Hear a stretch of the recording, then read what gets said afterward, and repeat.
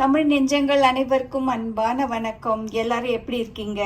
இன்னைக்கு நம்ம வீட்டு பலகாரம் வரிசையில் நம்ம பார்க்க போறது மைசூர் பாக்கு. இதை எப்படி சுலபமா தயாரிக்கிறதுன்னு பார்க்க போறோம்.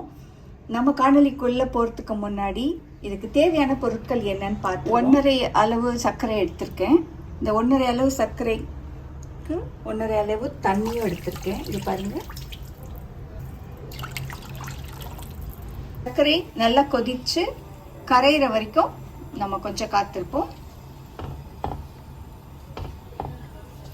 நான் கப் அளவுகளில் சொல்கிறேன். ஏன்னா கிராம் அளவுகள் எல்லாராலையும் அளந்து செய்ய முடியாது. நான் இந்த கப்பில் 1 கப் கடலை மாவு எடுத்திருக்கேன். இந்த கடலை மாவை நல்லா வறுத்துட்டு, அதை நல்லா தீயாமல் வறுக்கணும். வறுத்துட்டு அந்த பச்சை வாசனை போகிற அளவு வறுத்துட்டு சலிச்சு இதில் நான் எடுத்திருக்கேன்.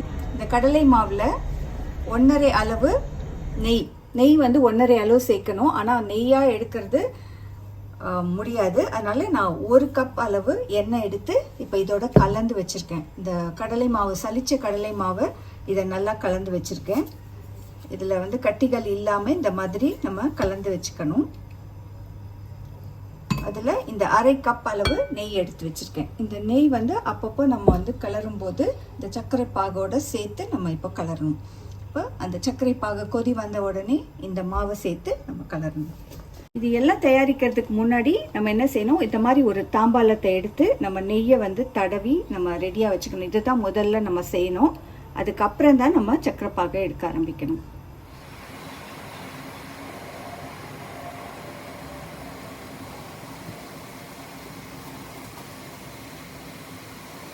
இன்னும் அந்த கம்பி பதம் வரல, இன்னும் கொஞ்சம் கொதிக்கணும்.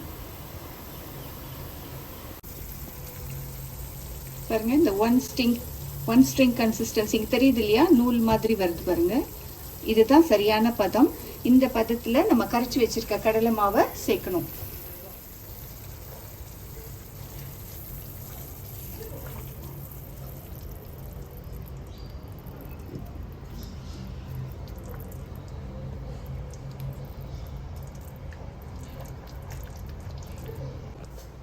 இது இப்போ இந்த நிலையில நம்ம கை எடுக்கவே கூடாது. கை விடாம கலரிட்டே இருக்கணும், இல்லைன்னா அடியில் அப்படியே கட்டி தட்டி நின்றுடும். கை விடாம கலரிட்டே இருங்க. இப்போ நம்ம ஏற்கனவே போட்ட அந்த நெய், எண்ணெய் இதெல்லாம் இழுத்த பிறகு கொஞ்சம் கொஞ்சமாக ஒரு ஸ்பூன் தேவைப்பட்டால் நீங்கள் போட்டுக்கலாம். இப்போ நம்ம எல்லா இடத்துலையும் ஒட்டுது பாருங்க, வானல் ஓரத்துல எல்லாம் ஒட்டி இருக்கு இல்லையா? இது ஒட்டாமல் வரும்போது அப்போ நம்ம ஒரு தட்டில் இதில் எடுத்து ஊற்றிக்கலாம். இப்போதான் இது கொதிக்க ஆரம்பிச்சிருக்கு. நம்ம கலரிட்டே இருக்கணும், கை மட்டும் விடாம கலருங்க. இப்போதான் இந்த நுரை பொங்கி வருது பாருங்க.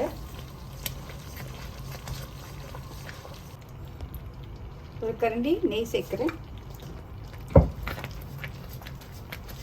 இப்போ நம்ம போட்ட எல்லா நெய்யுமே இதில் இழுத்துருச்சு. அதனால இன்னொரு கரண்டி நெய் சேர்க்கிறேன். தேவைப்பட்டால் இன்னொரு கரண்டி நம்ம சேர்த்துக்கலாம், இல்லைன்னா தேவையில்லை.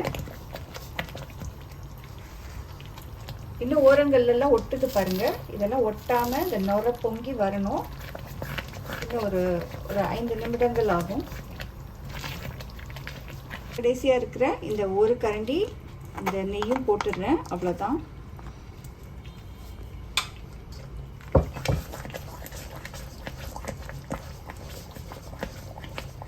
இந்த மாதிரி இங்க பாக்குறீங்க இல்லையா? இந்த மாதிரி வானல்ல ஒட்டாம வரணும். திருப்பும் போது வானல்ல ஒட்டக்கூடாது. இதுதான் சரியான பதம். இங்க பாருங்க, வானல்ல ஒட்டக்கூடாது. இன்னும் 2 நிமிடங்கள்ல இதை எடுத்து நம்ம தட்டுல பரப்பிடலாம்.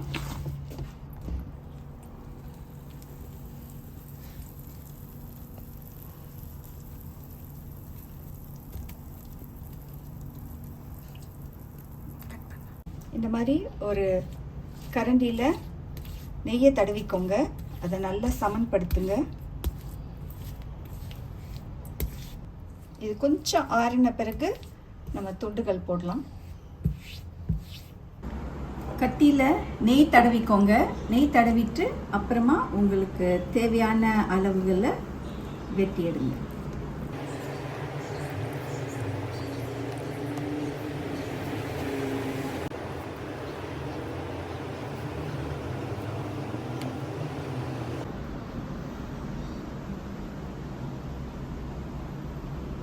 ஒரு கப்புக்கு 1 2 3 4